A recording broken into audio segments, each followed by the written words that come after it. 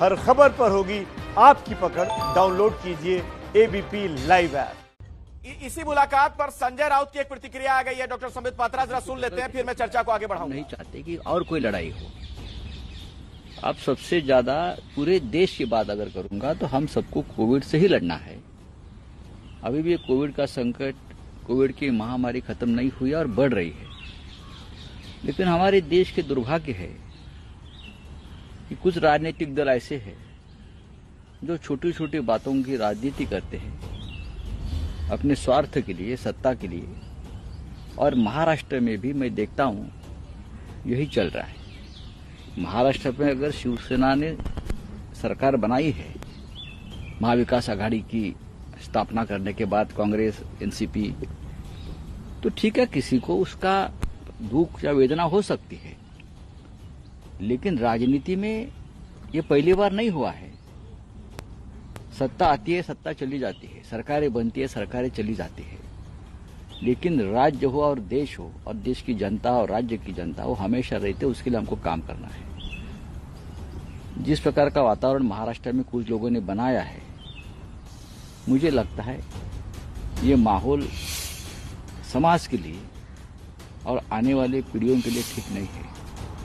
Sir, Uddhav साहब ने कहा मेरा परिवार मेरी जिम्मेदारी, ये स्लोगन, तो क्या एक सेवानिवृत्त जो नेवी अधिकारी हैं उनको आप इस दृष्टिकोण से नहीं देखते हैं? उनका जो आरोप है, क्योंकि आप खुद एक पत्रकार भी रहे हुए हैं, अब उनके सवाल को सरकार कैसे लेगी? देखिए, सवाल करने में किसी का कोई जाता नहीं। मर्चेंट नेवी के अधिकारी है यो, मैं देख रहा था। राजनाथ सिंह साहब जो देश के रक्षा मंत्री है, वो भी उसमें बहुत इंटरेस्ट ले रहे हैं। लेने दो। अगर किसी शहर में और किसी राज्य में कोई नागरिक रहता है तो उस नागरिक का एक कर्तव्य होता है, जो राज्य का प्रमुख है, जो संवैधानिक पद पर बैठा है, उसके बारे में रिस्पेक्ट रखे, आदर रखे और बात करे।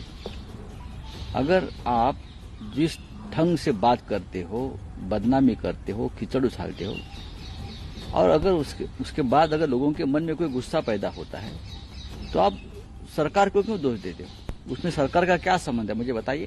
शिवसेना से जोड़ रहे हैं वो, जो शिवसेना ने हमला किया है। तो किसी ने अगर हमला किया है तो हमको पूछकर तो नहीं किया है ना। इतना बड़ा महाराष्ट्र है, ये किसी के साथ भी हो सकता है, हमारे साथ भी हो सकता है कभी, ऐसा नहीं। तो आप उसके सीधा संबंध सरकार से जोड़ते हो, मुख्यमंत्री से जोड़ते हो।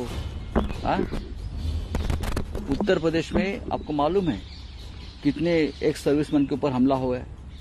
वो जो कैप्टन की तो हत्या हो गई, घर में घुसकर मारा गया। तब तो किसी रक्षा मंत्री ने फोन नहीं किया उसकी फैमिली को। शिवसेना तो सेना का आदर करती रही है सब दिन, आप सेना के तो उसमें क्या है? सेना का आदर तो हम करते रहेंगे। सेना का आदर महाराष्ट्र ने, छत्रपति शिवाजी महाराज का महाराष्ट्र है ये। हम तो हमेशा सेना का आदर। उसका मतलब ये नहीं कि कोई भी आए और महाराष्ट्र के जो प्रमुख नेता है, जिसके बारे में, जिसके परिवार के बारे में लोगों के मन में श्रद्धा है, उसके ऊपर आप कीचड़ उठाएंगे, उड़ाएंगे। देखो, आदर जो होता है दोनों तरफ से होना चाहिए। आप कुछ भी करेंगे और लोग चुप बैठेंगे। मैं मानता हूं राज्य या देश के किसी भी निरपराध व्यक्ति के ऊपर इस प्रकार से हमला नहीं होना चाहिए। मैं ये मानता हूं, हमारी सरकार भी मानती है, उद्धव ठाकरे साहब भी मानते हैं। सबको जीने का अधिकार है, शांति से जीने का अधिकार है। लेकिन आप लोग माहौल बिगाड़ रहे हो और आपके पीछे कौन है? तो संजय राउत जो कुछ कह रहे हैं, कुल मिलाकर उसका लबोलुबाब यही नजर आ रहा है कि जो कुछ हुआ उसमें बिल्कुल भी उन्हें गलत नजर नहीं आ रहा है। जो कुछ भी नेवी अफसर के साथ हुआ, जो मार पिटाई हुई, उस पर उन्हें कोई दिक्कत नहीं दिख रही है।